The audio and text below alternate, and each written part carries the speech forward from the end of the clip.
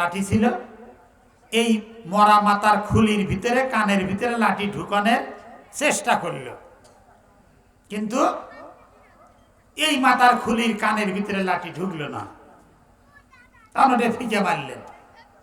কিছু দূর যাওয়ার পরে আর একটা কবরস্থানের আর একটা মরা মানুষের মাথার খুলি পাইলেন, লাঠি ঢুকাইলেন কানের ভিতরে, অনেক কষ্ট করে ঢুকলো, ওই দিক দিয়ে বাইরে হলো। এই মাথার খুলিটাও তিনি ফিকে ফাঁকে মেরে দিয়ে আবার রওনা দিলেন। কিছু দূর যাওয়ার পরে আর একটা কবরস্থানের আর একটা মৃত মানুষের মাথার খুলি পাওয়ার পরে এর কানের ভিতরে লাঠি ঢুকাইলেন। লাঠি ঢুকলো, ওই দিক দিয়ে বের হলো না। তখন তিনি করলেন কি, আল্লাহর পয়গম্বর রূহুল্লাহ এই মাথার খুলিটা নিজের থলের ভিতরে উঠে নিয়ে সাহাবীদের নিয়ে রওনা দিলেন। বেশ কিছু দূর যাওয়ার পরে বিশ্রাম নিতেছে। ইতিমধ্যে সাহাবীরা তার সাথীবর্গ বলতেছে, হে আল্লাহর পয়গম্বর রূহুল্লাহ, আপনি যে রাস্তার ভিতরে যে ঘটনাগুলো ঘটাইলেন, আর গুরুত্ব কি আর মাহাত্ম কি আর বিস্তারিত ব্যাখ্যা আমরা একটু জানতে চাই। আল্লাহর পয়গম্বর রূহুল্লাহ বলতেছে, শোনো, আপনারা শোনেন, প্রথম মাথা যে মাথার খুলির ভিতরে লাঠি ঢুকানোর চেষ্টা করলেন, কোনো ক্রমে ঢুকলো না। এই মাথাওয়ালা মানুষ দুনিয়ায় থাকা অবস্থায় জীবনে কোনোদিন ভালো কথা শোনে নাই, ভালো কাজ করে নাই, ভালো মাহফিলে যায় নাই, যার জন্য তার মাথার ভিতরে আমি রাসূলের মুজিজা স্বরূপ লাঠি ঢুকানোর চেষ্টা করলাম, কিন্তু লাঠি ঢুকলো না। এই মাথাওয়ালা নাজাত পায় নাই, এই জন্য ফাঁকে ফিকে মেরে দিলেন। 2 নম্বর হুজুর, 2 নম্বর মাথা খুলি বলে, 2 নম্বর মাথার খুলিওয়ালা মানুষ কানের ভিতরে লাঠি ঢুকলো, ওই দিক দিয়ে বাইরে হয়ে গেল। কয় জীবনে যতদিন বেঁচে ছিল ভালো কথাবার্তাও শুনছে, খারাপও শুনছে, এই কান্দে শুনছে, এই কান্দে বাইর করে দিছে, আমল করে নাই। এই মাথার খুলিওয়ালা মানুষও নাজাত পায় নাই, জাহান্নামে আছে। এই জন্য তার মাথার খুলি আমি ফিকে মেরে দিলাম। বলে টোপলার ভিতরে নিয়ে আসলেন 3 নম্বর ঘটনার মাথা। 3 নম্বর ঘটনার মাথাওয়ালা ব্যক্তি কানের ভিতরে লাঠি ঢুকলো, ওদিক দিয়ে বের হয় নাই। এই লোকটা দুনিয়াতে বেঁচে থাকা অবস্থায় ইমানি হালতে নেক কথা শুনছে, নেক আমল করছে, যার জন্য কানের ভিতরে লাঠি ঢুকলো, ওদিক দিয়ে বের হলো না। এই মাথাওয়ালা ব্যক্তিটা আল্লাহ পাক তাকে নাজাত দিয়েছে, আল্লাহ পাক তাকে জান্নাতে দিয়েছেন। এই জন্য তার মাথার খুলিটা আমি ব্যাগের ভিতরে উঠে নিয়ে আসছি তোমাদের শিক্ষণীয় বিষয়ের জন্য। আমার ভাইরা, আর একটা উদাহরণ, 4টা ইট, এই দুনিয়ার হাকিকত। 4খানা ইট, সোনার ইট, আর 3 জন মানুষ। বনি ইসরায়েলের সময়কার ঘটনা। বনি ইসরায়েলের সময়কার এই ঘটনা আল্লামা লেখক লেখেন, 3 ব্যক্তি সফরে বের হয়েছে, 4টা স্বর্ণের ইট পাইছে। 3 ব্যক্তি 4 পিস স্বর্ণের ইট পাইছে। এখন এরা কিছু দূর যাওয়ার পরে ক্ষুধায় অস্থির, পাশে বাজার আছে, একজনকে বলছে যে টাকা দিয়ে বলছে, তোমরা একটু বাজারে দাও, আমাদের উভয়ের জন্য কিছু খাদ্য কিনে নিয়ে আসো, আমাদের খুব ক্ষুধা লাগছে। 2 ব্যক্তি পরামর্শ করে 1 ব্যক্তিকে পাঠিয়ে দিছে টাকা দিয়ে। এই ব্যক্তি গেছে, এই বাজারে যায় চিন্তা করতেছে, আমি তো খাদ্য নিয়ে যাবো, তো মানুষ হলেন 3 জন, ইট হলো কয়টা? 4টা। একটু কথা বলেন, আমার কথা তো বোঝার কথা, কারণ আমি আপনাদেরই একজন, গ্রামের ভাষায় কথা বলি আমি।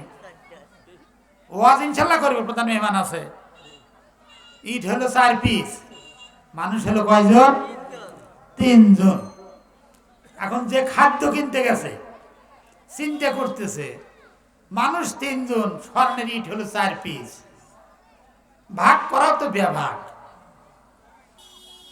চিন্তা করছে যে আমি খাদ্য কিনে নিয়ে এর সাথে বিষ কিনবো, বিষ কিনে বিষ মাখায় নিয়ে যাইয়া ওদেরকে আগে খাওয়াবো। আমি বলবো, আমাকে যদি বলে একসাথে খাও, আমি বলবো যে আমি একটু খাইয়ে আসছি, তোমরা আপাতত খাও, আমি বিশ্রাম নিয়ে পরে খাবো। ওরা 2 জন মারা গেলে আমি 4টা ইট আমি একলাই পাবো। আমার ভাইরা কথা বুঝেন, এর ভিতরে কিন্তু অনেক শিক্ষণীয় বিষয় আছে। এই ব্যক্তি ওই চিন্তা করতেছে, করে বিষ কিনছে, আর খাদ্য কিনছে। আর এই দুই ব্যক্তি চিন্তা করতেছে, পরামর্শ করতেছে কি করা যায়। স্বর্ণের ইট হলো 4টা, মানুষ হলেন 3 জন, আমরা 2 জন মিলে লক মেরে ফেলে দেওয়া যায়, তাহলে 4টা ইট 2টা 2টা করে আমরা 2 জন ভাগ পাবো। দেখছেন, দেখেন বেঈমানির চিন্তা ভাবনা, দেখেন দেখেন যাহা ওই খাদ্যের ভিতরে বিষ মাখায় যাহা চলে আসছে, আসার পরে এরা 2 জন অতর্কিতে হামলা করে ওই ব্যক্তি করে মেরে ফেলে দিছে। মেরে ফেলে দিয়া বলতে যাক দুশ্মন দূর হয়ে গেল, এখন আমরা 2 জন আচ্ছা মতো খাইয়া দেয়া ইট 4টে ভাগ করে 2 জন 2টা করে নিয়ে নিয়ে আমরা বাড়ি ফেলে চলে যাবো। ইনশাল্লাহ বুঝতেইছেন তো, খাদ্যের ভিতরে বিষ মাখানো। 2 জন আরামসে খাইছে, খাওয়ার পরে 2 জন আফসালি করে করে লাফায়া লাফায়া মৃত্যুবরণ করছে।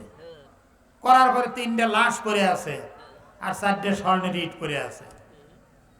দুনিয়ার হাকিকত কিন্তু ঠিক তাই, আমার আপনার লাফালাফি ঝাপাঝাপি, শেষে গোরস্থান, শেষে কবরস্থান। আমার আপনার অবস্থান কোথায় ভাই বলেন? কত পরিবর্তন দেখেন, এই 20 সালের পর থেকে কত পরিবর্তন হয়ে গেল, তারপরেও কি মানুষের হুঁশ হলো না? কত ক্ষমতার দাবটা গেল দেখেন, 41 সাল, অমুক সাল তমুক সাল, আর কোন খবর আছে ভাই বলেন? আমি আপনি এখানে আছি, আমার আপনার খবর 2 সেকেন্ড পর কি হবে আমি আপনি বলতে পারবো? বলতে পারবো না, আমি আপনি বলতে পারবো না। এই কথাটাই যদি কোনো মানুষ চিন্তা করে তাহলে তো মানুষ হেদায়েত পেয়ে যায়। এই যে বাজার, আল্লাহ রাসূল বলছেন আহাবুল বিলাদিল্লাহি মাসাজিদুহা ওয়া আবগাযুল বিলাদিল্লাহি আসওয়াকুহা আও কামা কাসাস সালাম, রাওয়াহুল তিরমিজি। তিরমিজি শরীফের হাদিসে riwayat আসছে যে পৃথিবীর মধ্যে সবচেয়ে দামি জায়গা হলো মসজিদ, আল্লাহ রাসূলের ভাষায়, আর সবচেয়ে জঘন্য জায়গা হলো বাজার। বাজারে যে পরিমাণ লোক আছে, অনুরোধ করলাম বারবার, তারপরে এই কয়জন মানুষ। এখনো যে পরিমাণ লোক আছে, আসলে সামিয়ানা ভরে যাবে, আসতেছে না। মানুষ কি বোঝে না? মানুষ কি জানে না? মানুষ কি ভালো মন্দ বুঝতে পারে না? অবশ্যই বুঝতে পারে, তারপরে অবহেলা, গুরুত্ব নাই। এই যে আমার আপনার চোখের সামনে অসংখ্য মানুষ প্রতিদিন মারা যেতেছে, প্রতিদিন মারা যেতেছে, আমার আপনার ওইদিকে খেয়ালই নাই। কারণ পাপে পাপে আমার অন্তঃকরণ একদম মরিচা পরে একদম ধ্বংস করে দিছি, যার জন্য পাপ যে হইতেছে আমার আপনার খেয়ালই নেই। আল্লাহ রাসূল মসজিদে নববীতে বসে আছে, বেদুইন সাহাবী আইসা বলছে ইয়া রাসূলুল্লাহ, আমার মায়ের জন্য আপনি একটু দোয়া করেন। বলতেছে এই দিলে বসো। আবি হুরায়রা এসে বলতেছে ইয়া রাসূলুল্লাহ, আমার মায়ের জন্য একটু দোয়া করেন, আমার মা আমাকে অত্যন্ত কষ্ট দেয়, আমি আপনার কাছে আসি, আপনার কালেমা গ্রহণ করছি, আপনার চেহারা না দেখলে আমি শান্তি পাই না, আমার মা আমাকে যা অত্যাচার করে।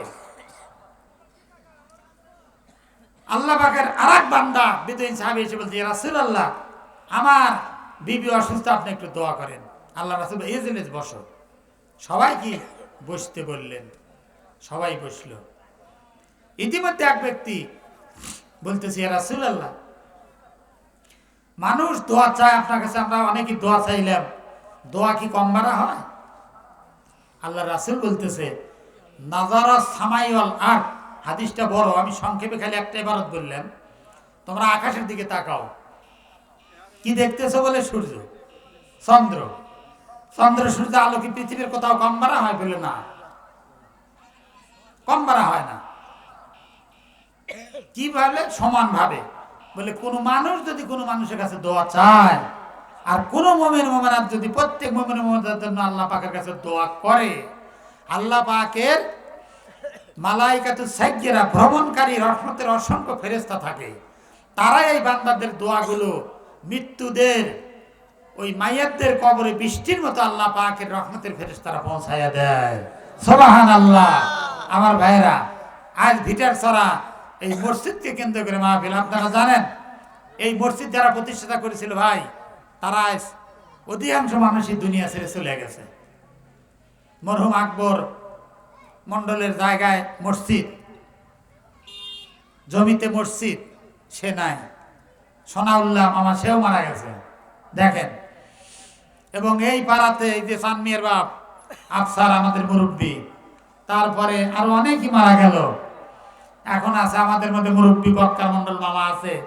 এই মসজিদের যাবতীয় দায় দায়িত্ব দেখেন। আজ 17 দিন হলো এই মাহফিলের জন্য দৌড় ঝাঁপ, এই চাউল তোলা, এই হাড়ি চান্দা ধরা, এই লোকজনকে টাকা মিটিং করা, এই পর্যন্ত ধীরে ধীরে ধীরে ধীরে আস্তে আস্তে আস্তে আস্তে 1987 সালে প্রথম এই মসজিদ। এখানে তখন একটা বাড়ি ঘর ছিল না, এখানে 2টা বাড়ি করে, আর ওই মূল দক্ষিণে দেরাজ ভাই বাড়ি করে, এই 3টা বাড়ি হয়। তখন এই মসজিদ এখানে স্থাপন করা হয়, প্রথম এই মসজিদ। এই মসজিদে প্রথম আমাকে সাথে রাখে, আমি প্রথম খুতবা দিয়ে দেই সেই মসজিদ। এই মসজিদ আজ দেখেন 1788 সালের থেকে ধরেন 12 বছর আনলো 25 বছর, 37 বছর। দেখছেন কত বছর পার হয়ে গেছে। আজ কত সুন্দর মসজিদ আপনারা করছেন, পাকা রাস্তা হয়ে গেছে, মন ভরে যায়। যখন আমি এখন তো গ্রামে থাকি না, থাকি একটু ভাগে, যখন গ্রামে আসি এখান থেকে তাতে আমি মসজিদে নামাজ পড়ি, 1-1.5 কাতার মুসল্লি মোটামুটি হয়। দেখছেন ভালো মুসল্লি হয় মসজিদে। এখানে ওই পুকুর পাড় থেকে মানুষ আসে, এই শালবার, এরা নামাজ পড়বার আসে এই মসজিদে। আমার দেখে ভালো লাগে।